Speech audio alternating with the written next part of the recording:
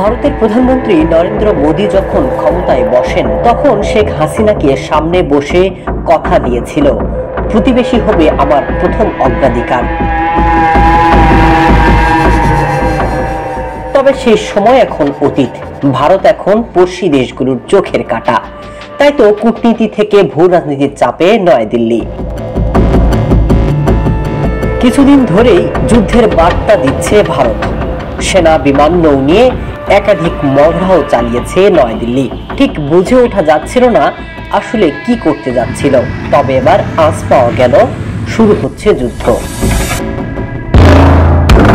প্রতিবেশীর সাথে যখন সম্পর্কে ভাটা, ঠিক এমন সময় ভারতের সেনাপ্রধান জানিয়ে দিলেন ভয়াবহ তথ্য। বললেন পাকিস্তান চীনের সাথে যুদ্ধের সময় ঘনিয়ে এসেছে। Indian Army general has 4 decades.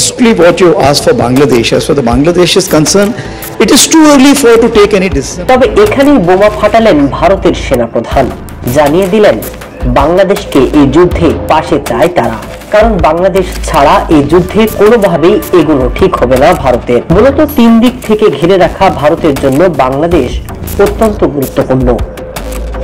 Is basically the collaboration or kind of a relationship between our western neighbors. Bharat যখন প্রতিবেশী চীন, পাকিস্তান থেকে বারবার হুমকি পাচ্ছে, ঠিক এমন সময় ভারতের প্রতিরক্ষা মন্ত্রী খানিকটা ভিন্ন সুরে কথা বলে জানিয়ে দিলেন বাংলাদেশই তার ভাই, তাকে ছাড়া চলা অসম্ভব। বাংলাদেশ भी हमारा पड़ोसी देश है। তবে ভারত যে নিজের স্বার্থে বাংলাদেশকে চায় তা সবার জানা। এমন অবস্থায় ভূ রাজনীতির মঞ্চে গুরুত্বপূর্ণ হয়ে উঠেছে বাংলাদেশ।